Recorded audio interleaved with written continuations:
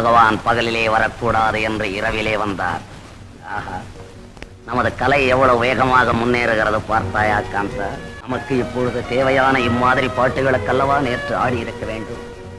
நேற்று ஆடிய ஆட்டமும் பாட்டும் எனக்கு அடியோடு பிடிக்கவே இல்லை.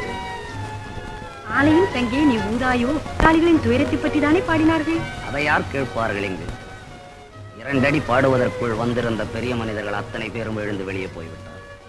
டான்ஸ்னா பூரா லவ்மயமா இருக்க வேண்டும்.